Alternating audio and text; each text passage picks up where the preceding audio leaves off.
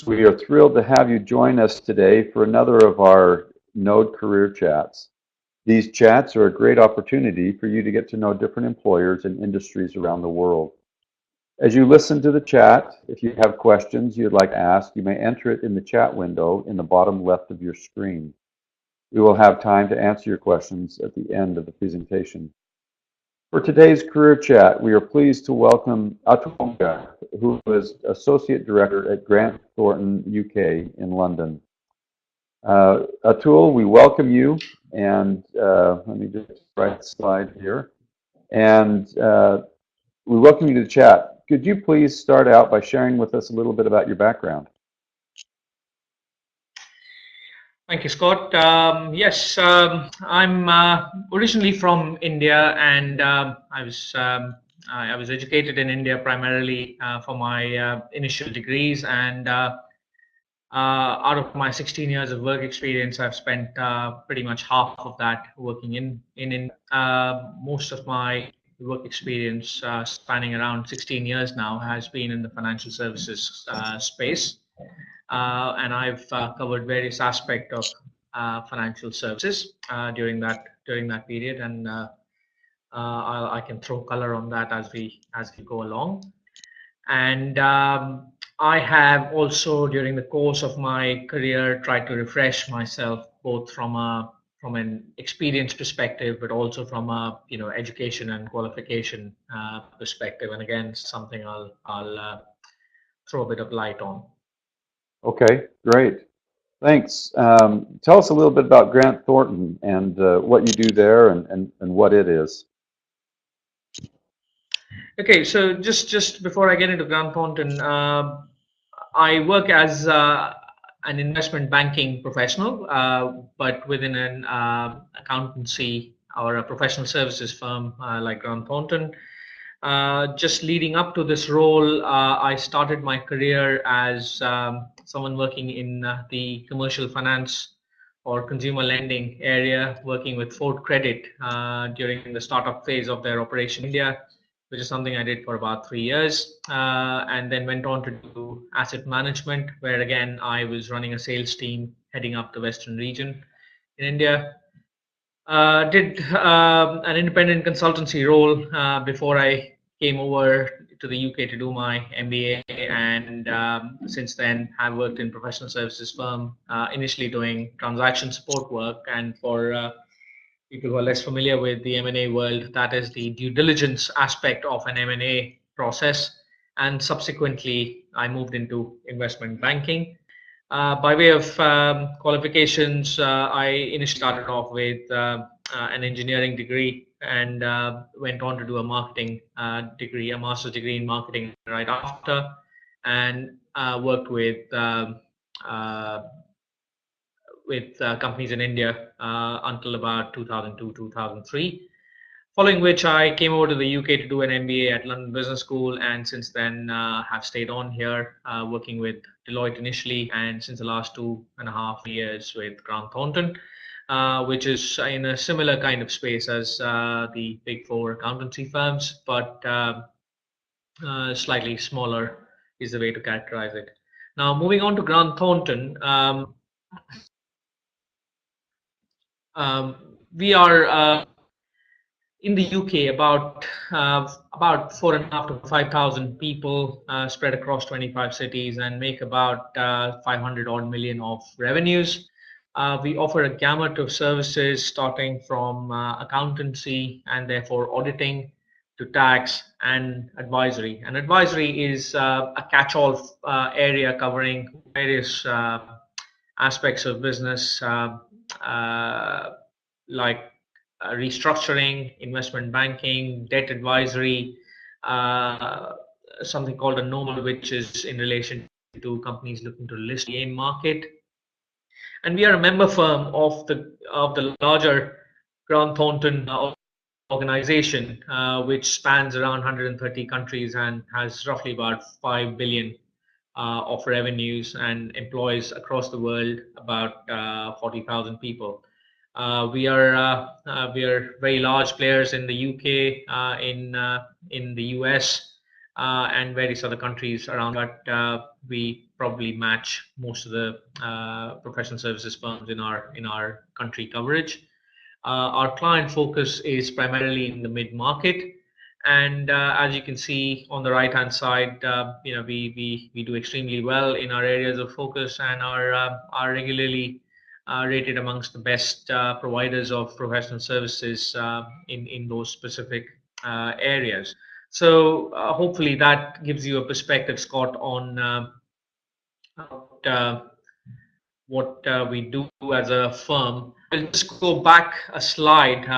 I skipped that unfortunately, but for those of you watching, hopefully this gives you a brief perspective on my career trajectory and also my educational or professional qualifications. As you can see, my experience spans the and the UK.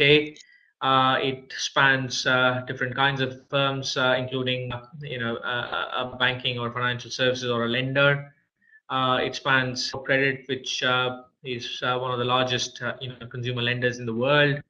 I'm in asset management. I've also done a role independently as a consultant, which I'm very proud about. And then I've worked with large corporations in the professional services area like Deloitte and Grant Thornton. As I mentioned, my experience has been across a range of financial services organizations. I was also privileged to have worked, albeit as a secondee, with BBC Worldwide, which is one of the larger media organizations in the world. So, extremely proud to have been given that opportunity by my employer. Let me just ask real quick. You mentioned M&A a couple of times, and you looks like you have a big background there. Explain to our audience what M&A is. We use those acronyms, but some of them may not know exactly what that means. Okay, so M&A stands for mergers and acquisitions, which is essentially what drives my business. In a nutshell, we help, I would use the broad term of people, buy and sell businesses. Often we could be acting for an entrepreneur looking to buy another business to grow his business. That's inorganic growth, as we would call it. We would potentially work for a private equity house to help them invest in a new business, or we could help them to sell a business that they've got. In the same vein, we could be working with a large global corporate, helping them to buy another business. That could be in the same country or in another country. It could be the same line of business. It could even be in a different line of business. And very often we would be involved in fundraising, which is in the strict sense not really mergers or acquisitions, but it falls in the broad umbrella of what we would call M&A transactions, and therefore we could be doing any of those. That said, there are often transactions that involve us going out and raising money from banks or funds for businesses that we work for. We tend to encompass that under the broad mergers and acquisitions umbrella.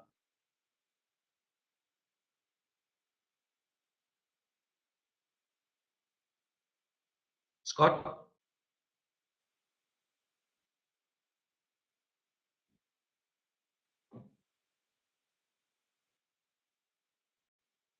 Let me move on to careers and just give you a perspective on what investment banking covers.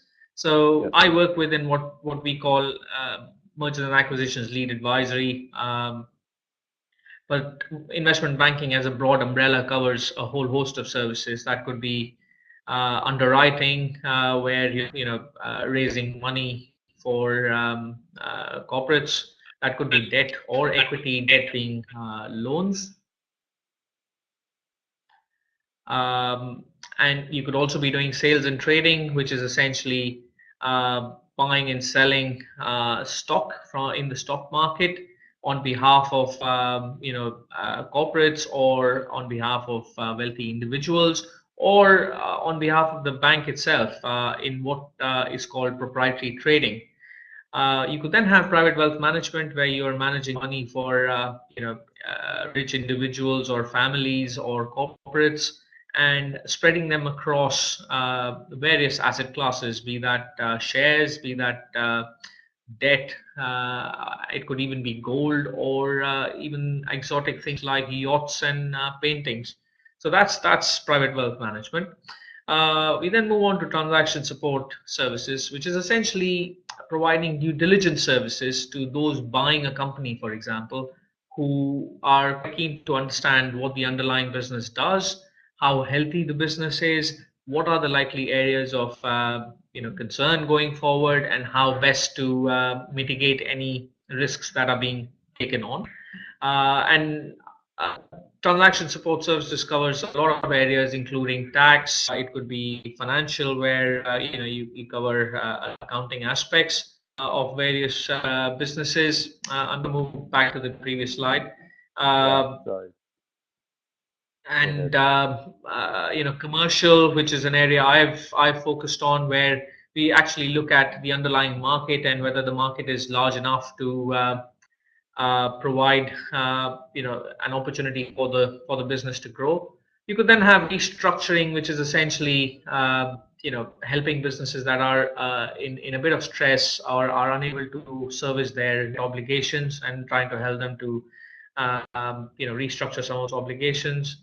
You could do pure debt advisory, where you're helping somebody raise money.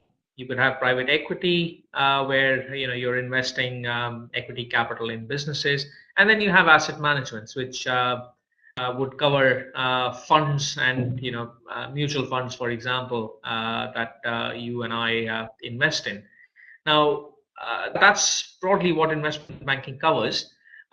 You could be working with various types of organizations. You could be working with the bulge bracket banks, or the large organizations like Morgan Stanley, or Merrill Lynch, or Goldman Sachs. Those are what we call bulge bracket banks. You then have professional services firms like Grant Thornton, Deloitte, PwC, EY, KPMG, for example. And then you have boutiques, which are smaller specialist houses, which may be providing one or more of the services or careers I've listed on the left-hand side. Tend to be smaller, don't necessarily focus on smaller transactions. They could focus on larger transactions, but tend to have some kind of USP they bring on board. You could just as well be doing an M&A career within a corporate itself, because a lot of large corporates will have M&A opportunities within them. And then you could be an independent advisor. So there is a variety of careers to choose from. Over to you, Scott. Okay. Yes, thank you. Can you hear me now? I think my mic went out for a minute. Yeah. Okay. No, I can. Yeah, good. So now you've gone through the different careers that are available. Tell us what kinds of things do like Grant Thornton or other companies look for? What type of skills and qualifications are you looking for from graduates?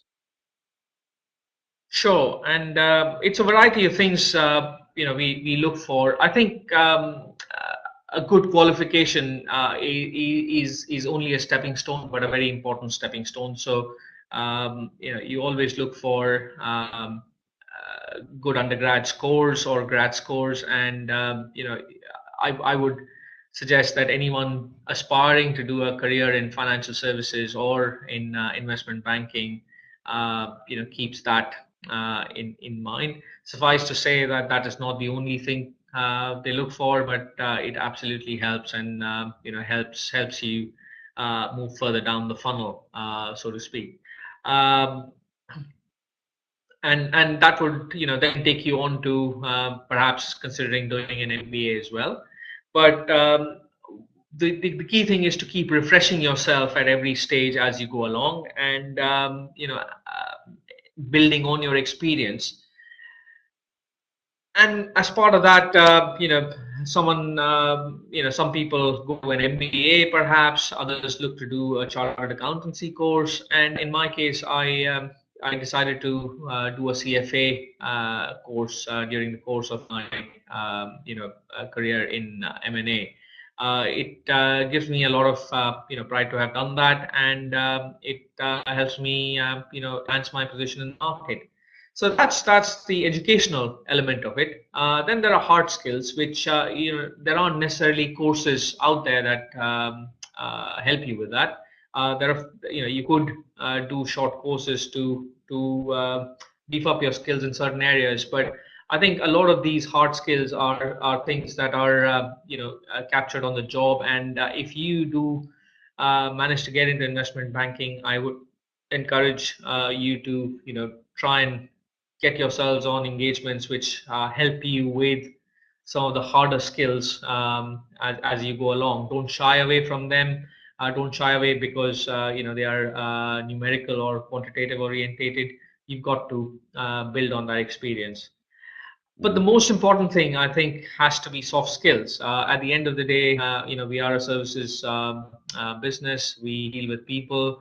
We don't have widgets, and therefore our best our best side is our people side. And the one thing that a lot of us don't do very well is the soft skills, a bit of it, and those who don't tend to fall by the wayside, or are happy to take on roles that are perhaps in the back office, and therefore not necessarily client facing. But you've got to appreciate that our industry per se is a very high stress industry, and therefore the more people orientated you are, the more of a team player you are, the more likely you are to last it out and feel very happy about it. Similarly, you've got to have very good negotiation skills, because every transaction involves a counterparty, and you've got to make sure that whoever you're acting for, your clients, that is, gets the best deal. So you've got to be on the right foot, and make sure you get the best deal for your clients. The other side I would think is important is languages. Of course, I know a few Indian languages, and I speak English. But if you're in other parts of the world, and you bring on board language skills in say Spanish or German or Russian or Chinese or Hindi. Those are extremely valuable, because the world is becoming smaller, and there is a lot more cross-border M&A going on. And if you can bring those things to bear, that would be absolutely valued. And finally, I'd say attention to detail is extremely important in this business. To put things very simply, a small error on the decimal place can mean a lot when you've converted your numbers into millions and billions. So you've got to pay attention to detail. Alongside that, I think the broader areas to keep in mind would be sector specialism. As you go along in your career, you're valued for your sector specialism. You're valued extremely highly for your client relationships, because everyone's after building on those relationships and getting business. Your deal credentials, the more experience you have, the more deals you've done, the better your profile in the market. If you have international coverage and you've done cross-border deals, that's again very important. And the final thing I'd say is size of deals, and the market's broadly divided into the small end, or the venture capital end, the mid-sized deals market, and the large end of the market. And very often you'll find that different businesses focus on different sizes of deals, and you tend to get boxed in that area. So you've got to also think about what is it that you want to do. If you're focused on smaller size deals, then you perhaps need to choose an employer that focuses on those kind of deals. So that's the way I would describe how our recruiters look at bringing career candidates on board, but also looking at their progression. And there is absolutely an element of self-help here, and the more you do as you go along, the better your market. Great, thank you. That's really helpful. If you've just joined us, We're with Atul Monga, who's an associate director at Grant Thornton UK, an investment banking firm, and we're talking about the different careers and also the skills that Grant Thornton and other investment banking firms would be looking at. And one of the things that well, also let me just say, if you have any questions, you can start typing them in. We'll come to the questions in just a minute. The things you're talking about with the soft skills tool are very much a part of what Knōd does.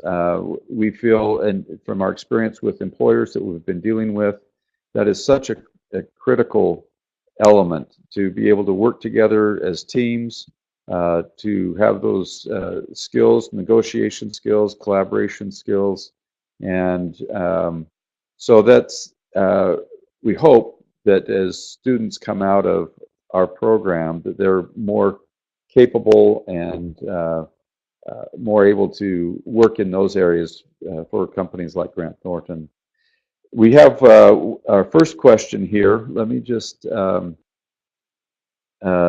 read this. It's from Adam. Is it important to do an MBA overseas, or is a local Indian MBA okay? Which is better? Why don't you talk a little bit about that?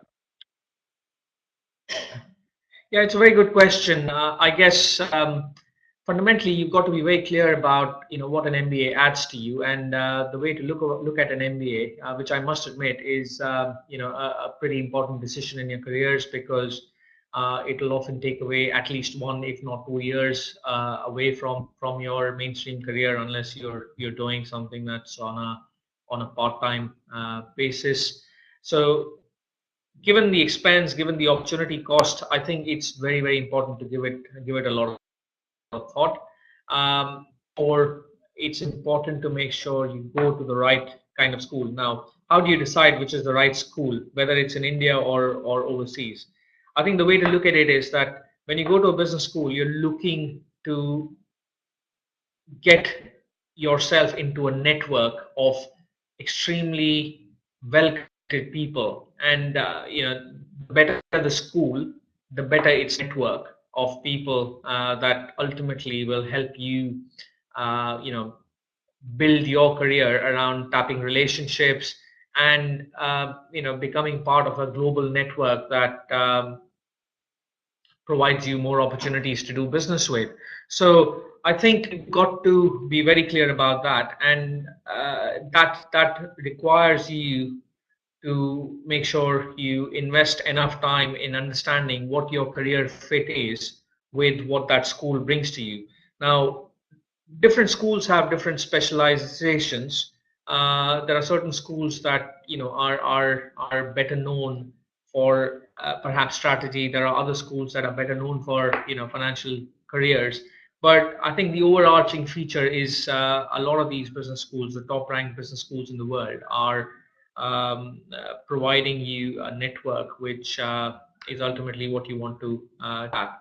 Now, to the question around Indian versus an overseas MBA, I think there are certain schools in India that are extremely well known across the world, and they offer you a lot. Likewise, there are a few international MBA schools that are extremely well known and offer you a lot. Doesn't mean that all international schools are good, or all Indian schools are good or bad. You've got to look at what the school offers to you and how does that fit with your aspiration. If you want to pursue a career in India, if you have a limited amount of financial resources, I would strongly encourage you to consider an opportunity in India itself. If on the other hand you want an international career, and you've identified a school that provides you the opportunity or provides you the skill set that you're looking for, then you must weigh that option quite strongly. One thing I would also add is the fact that when I was considering my MBA choices, the cost seemed prohibitive.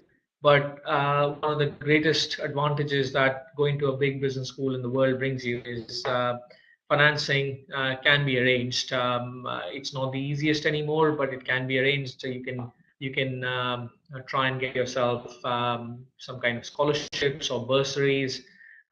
You can often get loans, which are offered by financial institutions that work alongside with the the large MBA schools. So there are a lot of considerations you've got to put in. Uh, Indian schools will have different testing criteria that you need to work on. Internationally, GMAT tends to be the test of choice for most business schools. There are some that are now increasingly looking at the GRE as a way of weeding or selecting clients in the first round. But like I said, ultimately the choice needs to be based on your own career aspirations and trying to match that with what each Indian or overseas business schools brings to the table for you.